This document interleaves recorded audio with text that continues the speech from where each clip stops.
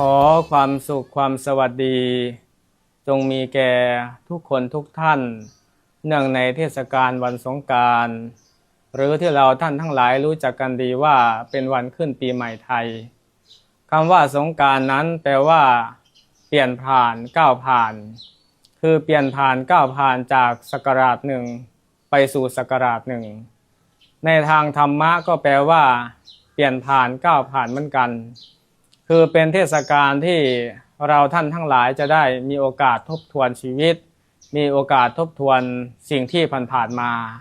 แล้วได้ปรับปรุงแก้ไขพัฒนาคือเปลี่ยนร่างกายให้สะอาดสดใส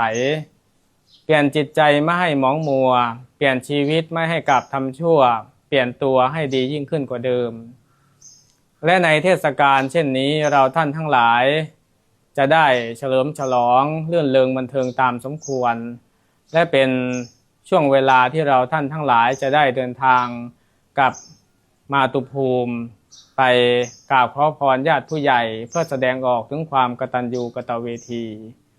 ซึ่งในเทศกาลเช่นนี้มีธรรมะที่สำคัญอยู่ประการหนึ่งคือความไม่ประมาท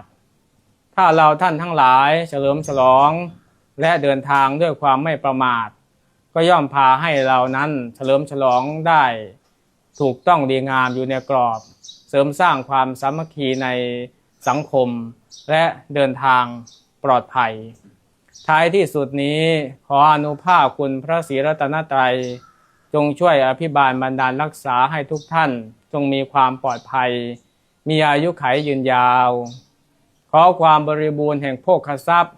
อันเป็นที่ตั้งแห่งความสุขสมนัสสวัสดีจงบังเกิดมีทั่วกันจงสำเร็จจงสำเร็จตามความคิดปรารถนาจงรุ่งเรืองประเทืองปัญญาไร้ปัญหาสัพพโรคาภัยพรใดๆดีๆมีในโลกโชคใดๆดีๆที่ประสงค์ความสุขใดๆดีๆที่ท่านทั้งหลายจำนงทั้งหมดจงบังเกิดมีแก่ทุกคนทุกท่านเนื่องในเทศกาลวันสงกรานต์นี้ขอเจริญพร